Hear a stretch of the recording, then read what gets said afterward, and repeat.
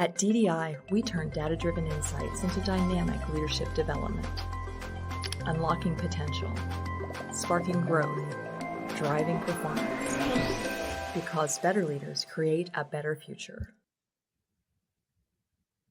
Hello, and welcome to today's webinar, 2026 Leadership Outlook, the 5 trends that matter most. A few housekeeping tips before we begin. You can find today's presentation slides in the resources section of your console. This webinar is being recorded, so you will receive the link to watch on demand later today. The attendee chat feature is open, and we do encourage your comments and responses throughout. If you have any questions for our presenter, please do submit those through the Q&A box. We have a lot to cover today, so if we don't get to answer your questions during the webinar, we will be sure to follow up with a response afterwards. And now let's bring in today's presenter, Chris Helm, Managing Consultant and former head of DDI's EMEA Consulting Practice. Welcome, Chris. Hello all. Welcome. Thank you, Emily, and thank you everyone for being here. I can't actually believe we're coming towards the end of yet another year. I'd be surprised if there's anyone on this webinar who hasn't already started planning for 2026. If you're anything like me, you're probably prioritizing your planning for 2026 to avoid a little bit of that festive shopping, Christmas shopping that seems to happen around this time of year. I'm quite happy to be doing webinars rather than doing that. Enough of that anyway. What gives me huge excitement is being able to share with you a little bit of a crystal ball look into 2026 based on some of the emerging trends that we're seeing in our own DDI research data. Before I jump in and start sharing with you, I'm actually going to share I've got a quick question for you all, and I'd love to hear what you're experiencing when you're thinking about how to support and grow the leaders in your organization. So jump in. You should hopefully see the poll come up on your screen. Jump in, pick 2 of these challenges and share your thoughts with us. So you'll see those challenges there. Which of those top 2 are most likely to keep you up at night as we're looking ahead to the next year? Is that you think leaders don't have the right skills? Are they not working across functions? Not able to engage their teams in these times of quite considerable change and disruption? Oh, this is brilliant. We're seeing plenty of them come through. Is it your succession pipeline? I know I speak with a lot of my clients, and it's something I hear quite a bit, that's not quite keeping pace with the change that's happening. It's a little bit thin. In fact, it's weaker than it used to be. Or are your employees telling you that they're struggling, they're burning out? All right, I'm going to keep this poll open for just 15-20 seconds longer, just to give you all chance. If you haven't found it yet, when you tap on your on my view, I see a chat box. I can pop that up and I get chat, Q&A, polls, and you've also got some handouts in there. So let's have a look. All right, let's close that poll. Ooh, Emily, I have seen that poll. That poll has disappeared for me now. Oh no, here we go. I got it. So we got the biggest one here. We're looking at issues seem to be leaders not working across functions. They're not doing that. So not actually leading the change, not engaging in those different parts of the organization. Still seeing too many people leading and working in silos. And the next biggest one, actually, that's a really interesting one. And I know when I speak to a lot of clients, they're saying their leaders, well, it's not just their employees burning out, it's their leaders who are struggling to actually keep up with the pace of things. So they're worrying about the knock-on effects of that. So, okay, amazing. Thank you all for sharing that. Let's close that poll now. All right, so you've shared. I really appreciate it. I've made you do a little bit of work, which is great. So you're probably expecting me to reciprocate now. So thank you for sharing those thoughts. And what I'd love to do, and obviously you've probably got a hint of this from the title of the webinar, is I'm going to share with you 5 big trends that we're seeing in our research data that are going to give you something to help look ahead at 2026 and anticipate where you need to be putting your focus in your organization. The first one is one that you've probably heard a little bit about already, given some pretty high-profile cases making the papers. Now, this is the danger of what is affectionately known as work slop. What a great term. So I'm pretty sure that once all of us got over the doom and gloom of AI doing away with our jobs and potentially being an existential threat, most of us ended up pretty excited about what it could do for us, for our teams, for our clients, and for our businesses. So then in walks work slop and slaps us around the face with a big old reality check. Now, AI is not a plug and play, fully validated solution that enables all of us to upgrade our work in an instant. Who knew? And there's actually quite a bit of data that says we've got a way to go before we're actually integrating it to best effect in our work outputs and those of our teams. I've got a few key stats to highlight. So, a recent McKinsey study found that 80% of companies using generative AI have seen, quote, no significant bottom line impact, with actually 42% of them literally abandoning their AI projects. Additionally, an MIT study found that 95% of the AI pilot projects at the big companies that they surveyed were deemed as having failed. Now, okay, that's a pretty normal short-term outcome whenever organizations are looking to leverage new innovations. So it's not the end of the world, right? It's definitely not time to conclude that AI is just a bad experiment or one of these giant big balls of hype created to inflate the valuation of tech companies. But it does talk to the importance of leaders and their roles in ensuring good governance of AI and its outputs, especially when we go back to the point about work slop. For those of you who actually haven't heard the term work slop and have been humoring me a little bit this last minute, work slop is AI generated content that appears polished but lacks substance. And the interesting thing here is that the result is that this ends up shifting the burden of work from the creator to the recipient. So that leaders or clients even on the end of on the receiving end of work that is poor quality, that may look like it's been done professionally, but actually lacks the real substance behind it. So if you felt relieved to feel AI isn't really coming after my job, work slop's going to make it a bit more difficult. And we should all note that work slop is bi-directional, right? This is leaders dealing with their team's work slop, but they also produce it themselves. And it really affects how leadership is experienced and perceived across organizations. So what we're seeing and what we're picking up is that work slop is eroding authentic connection. It's weakening team engagement. It's diluting people's credibility. It's undermining trust. It's getting in the way of real development, and it's damaging culture. There's more and more AI tools available.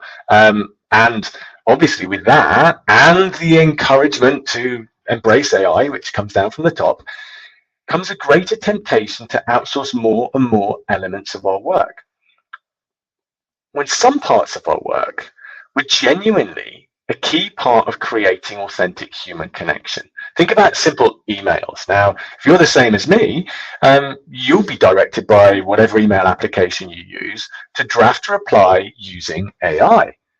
But without proofing, without editing, you can often create replies that are inauthentic. Employees know the difference between AI-generated care and actual genuine human concern. But it's not all doom and gloom. And this isn't a webinar about AI in isolation, more the impacts for leaders and for the discipline of leadership. So I'm just going to park that trend a moment with the thought that it's not AI versus human, it's low quality AI versus high quality AI use. And with the high quality use, we have a genuine opportunity to move forward with serious innovation and productivity gains. So there's a lot to look forward to. I'm going to stay on the theme of AI just a little bit longer for my second theme.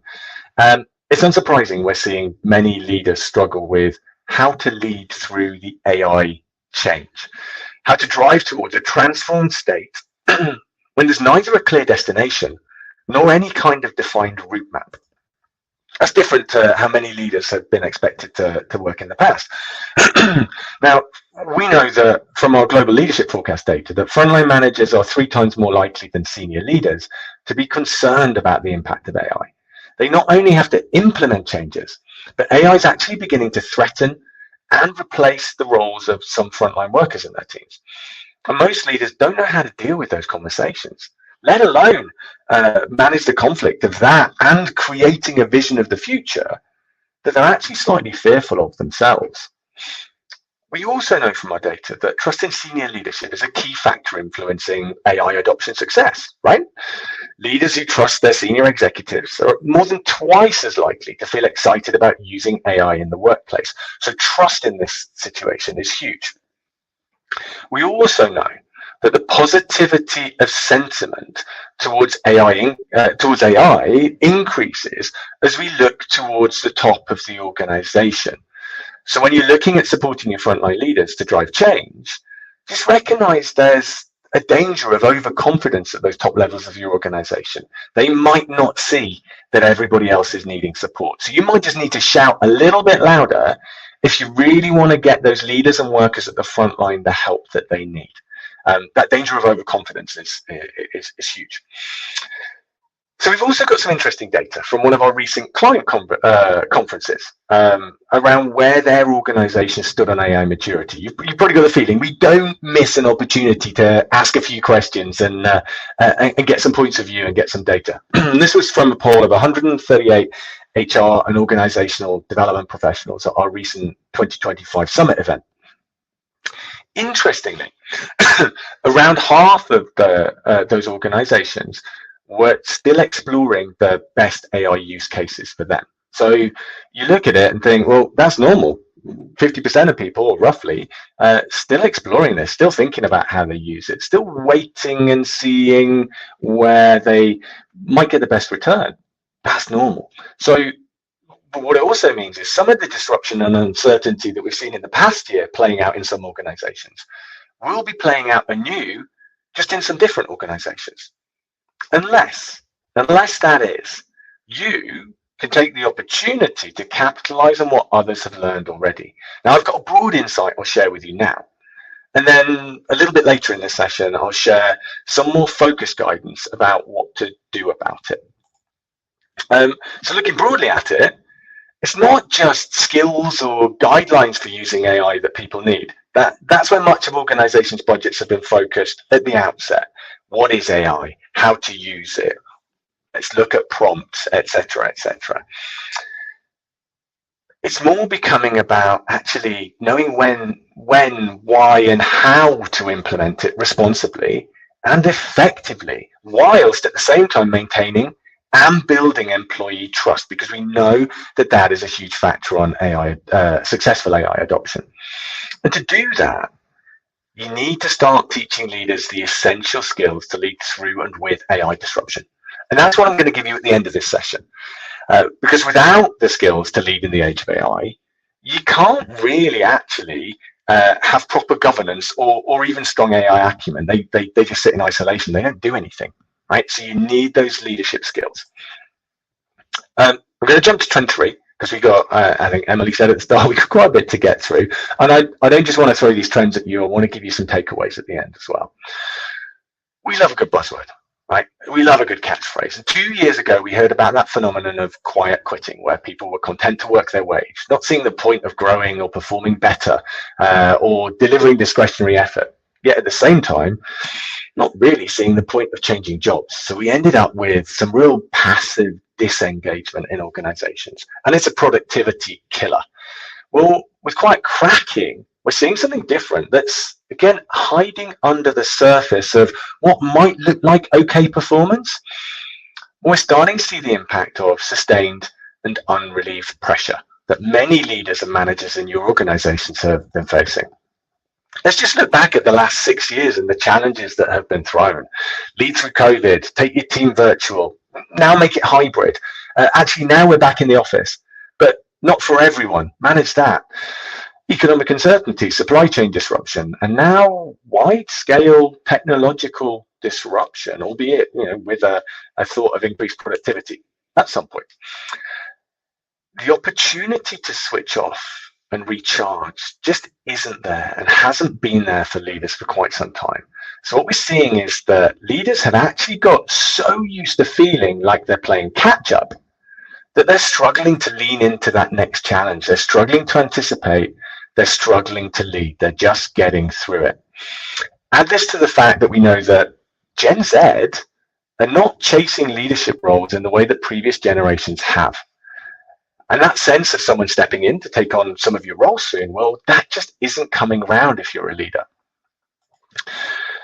I don't want to be the total merchant of doom, but if you're working in HR or supporting leaders in some way, then 2026 really needs to be the year of getting by their sides and helping them get out of this slump. And that's probably why you're here, right? That's what you want to do. Because these stats, when I look at these stats, they're pretty frightening. There's a serious risk of losing some of the best talent in your leadership pipeline. And we know from the poll that is a big worry of yours. So this is really one to be paying heed to. We're going to jump to the next trend because it also poses a huge risk for organizations. And interestingly, it's another one of those rather silent phenomena. It's creeping along quietly in the background. And this is something we're calling job hugging. Before I go there, I'll give you some good news. The good news is we picked up in our 2025 global leadership forecast that surges in employee turnover being reported were lower, significantly lower. In fact, a really big drop, over 50% from 2 years prior. On the surface, that dip in reported turnover surges between 22 and 24 looks like good news, right? Lowest in a 4-year period even. That's nice. But the data is masking a real problem. And it isn't who's leaving, it's who's staying that's the problem. Because many of those people who are staying in those leadership roles have mentally checked out. Over half of leaders who plan to leave in the next year are already disengaged today. Even those who stay may be doing so out of necessity, not because they're thriving and because they see a huge career for them. Right? We call this phenomenon job hugging. And essentially, I guess if I were to put it in a nutshell, I'd be saying the problem is it's safety stalling progress. So what looks like a retention win is actually stagnation. And we all know that, if we look at innovation, it requires fresh perspectives. But that entry door to your organization is likely to be pretty either stuck shut or pretty rusty if you've got leaders stoically digging in and holding tight in their position and not moving out of the way. I'm sure you're seeing this. And if I think about it, if any of us think about it, here's how it's likely to play out in 2026 if we can't find a way to disrupt it. So think about this: stressed leaders clinging to their roles.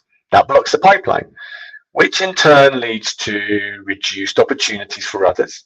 Your best talent leaves, and those leaders who are already hanging in there become even more stressed as they're constantly having to rebuild their teams. Productivity suffers, you know the story.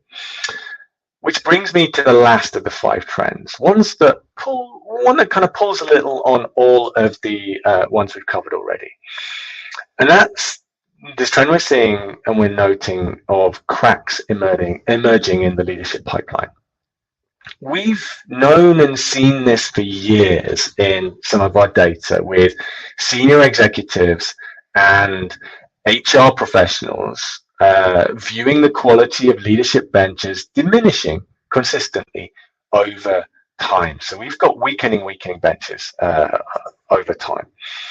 With organizational structures flattening and morphing towards a new normal, it's increasingly becoming obvious that what we're seeing now in terms of organizational and leadership structures is actually unlikely to be the end state, more a transition point. Because the way things are working now, leadership roles are looking a lot less appealing than they once did. And that's not something that's tenable in the long term. It's giving rise to another interesting phenomenon, the rise of what we're calling conscious unbossing, where younger professionals are sidestepping away from leadership roles, deliberately moving out of what were once some of the most prized roles in an organization, right? In fact, Gen Z is 1.7 times more likely than other generations to step away from leadership roles in order to protect their well-being. So this leads to this rise of conscious embossing, that growing movement of young professionals deliberately stepping away from what we would see as traditional leadership and management roles. And interestingly too, those who aren't in those roles yet are deliberately avoiding them, looking for tracks through an organization that don't involve taking leadership responsibility. Many anecdotally are citing, well, it seems like a more dangerous position to be in the organization. They've seen people burning out. They've seen leaders who are constantly stressed. And they've seen those roles literally, I mean, we look at Facebook removing all their middle managers. They see those roles as targets to be removed from the organization. So why follow that path? So it raises an interesting question about generational leanings when it comes to leadership. Not necessarily a new concept, but one that's highly relevant in the context of building leadership bench strength through your pipeline. We look at it this way. Fundamentally, the stress on the pipeline at both ends. Gen X and millennials are being stretched across that pipeline, often being forced to work at more than one level in the hierarchy. The baby boomer generation, well, they're retiring, right? Not many left. Exiting leadership positions faster than ever, leaving behind senior level vacancies. Meanwhile, that entry-level talent, if we look at those entry-level talent pools, they're shrinking as Gen Z increasingly opts out of traditional management paths. AI is also making entry-level roles obsolete, so some of that talent pool to draw from is contracting further. We've got to look somewhere else. This puts existing leaders, so primarily those Gen X and millennials, puts them in a really, really tough spot. They're stepping into mid-level roles, senior roles, with a shrinking pool of rising leaders at the front line coming through. I guess what makes it worse is that when we look at it, most development programs assume a traditional career progression, the way we would have looked at it in the past, where high performers naturally aspire to management roles. It used to be easy, right? Identify your high potentials, give them formal development, assign them mentors, create cross moves and developmental assignments, up rises the talent.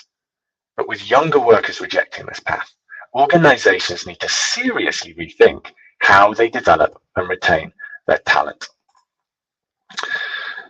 All right, we come to the end of the 5 trends part, and you're probably starting to wonder, did Chris miss the memo about festive spirit? Is he secretly the Grinch disguised by a cunning and handsome AI avatar? Maybe not. Is this not the time for the season of goodwill, the time for kindness, for giving? Well, fear not. After a lifetime in consulting, it would probably be a bit of a surprise if I didn't have a few tips and a few points of guidance up my sleeve. So here we go. Obviously in consulting, the power's in the question, right? So we need to ask ourselves, what do better leaders do in times like today? And there's some great guidance across the decades, right? Here's some from the last 50 years. Just a little snapshot as we go through. The reality is we've been here before. We've seen these things. Every time we need to look at it, ask the right questions and work out what's in front of us. So what leaders need to do now is double down on those fundamentals that drive connection. In an increasingly, we have all these tools and these technologies that are supposed to drive connection, but you take survey data, people feel increasingly disconnected from their colleagues. So we need to drive that connection.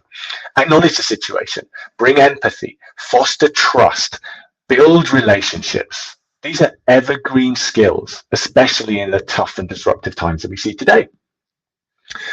Another question, and I'm guessing it's the question you're asking, is what can you do to support those leaders? Well, it's kind of simple. Start some conversations, because there's an awful lot that starts with you. And there's 3 really important conversations that I'd suggest you put right at the top of the list. I've spent my entire life working with some of the biggest companies in the world. I've been really privileged in that respect. And I've come across countless leadership frameworks with great names, right? The insert company, the company way, the 10 principles, 50 leadership behaviors, framework for excellence, the way we lead. I mean, they're great, right? All of them great. You know what? Sometimes I will find all of those instances existing in the same organization at the same time.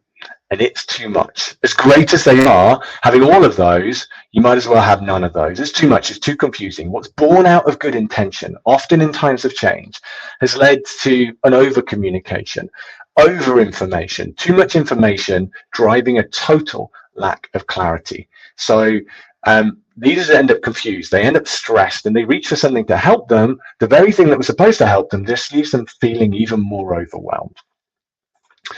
Because ultimately, leaders that, when we look at it, leaders that turn up to work and have clarity about what good looks like, they're going to perform a heck of a lot better. So you know what, maybe they might just make it look like a role that some of those Gen Zs start to like the look of too.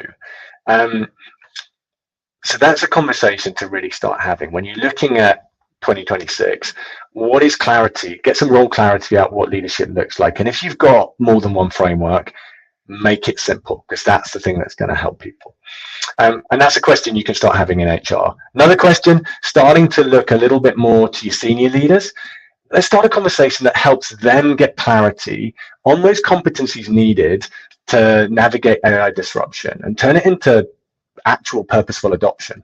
The joy is we've got those for you right here, and you've got access to these slides, so you don't need to screen grab unless you really want to. Now, this is just a bit of a taster. I'm just the aperitif here. I'll let you take a deeper dive with my colleagues in our webinar next month, which you can see in the corner on the 27th of January. But that shouldn't stop you from initiating some of these conversations now about what are the key elements that help your leaders to lead well in this AI era. And we make it simple. Five C's: curiosity, clarity, creativity, connection, and conscience. And it's a great place to start. Adding on to that, the other thing you need to do is really start making that business case well for leadership development. And you've probably done this recently as part of your budgeting process for 2026. But some of the conversations I'm having are indicating that many organizations are kind of stuck in the status quo, where the same beloved programs get rolled out each year, maybe with a little trim or tweak here to meet cost reduction plans. The other side of it, I see organizations who are finding their stakeholders pushing for a big, huge, full redesign, saying, well, leadership is fundamentally changed. Factor in all these nuances of AI leadership and leading through change. Something that we all know is likely to be really costly and take far too much time to agree and roll out to even be effective in the moment of need. So we're talking about evolution, not revolution. And we're talking about making that case for how we get there. So a quick one. Here's what to do. Get your data together, build your case, and frame your conversation around the small ask. That's the thing the innovators would do, right? The proof of concept. Something that means you don't have to rip everything else up and start again and create something really big and scary that takes a lot of moving. Do something that allows you to move quickly, to iterate and evolve your programs to be what your leaders need right now, without getting dragged into that heavy and costly redesign that delivers too little, too late. So that's it, folks. I can see we've got plenty of questions in the chat and Q&A, which I promise you, I will endeavor to work through those and share some responses to those this week. But before you leave, I would just love to know, when you reflect on what you've heard today, what's your next step going to be?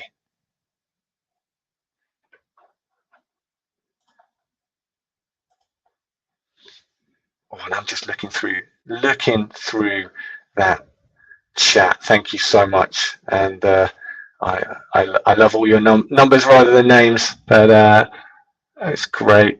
Thank you for the thanks. Just take a moment, post in the chat. Tell me, what is your next step going to be?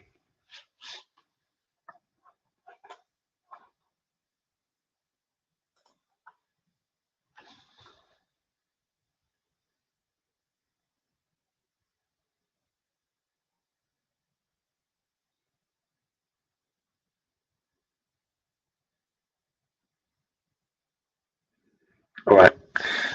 That's all for now, folks. I'm loving it. Thank you so much for posting those. They'll probably keep rolling through and everyone can have a little look at them on the on the recording. I'm loving that.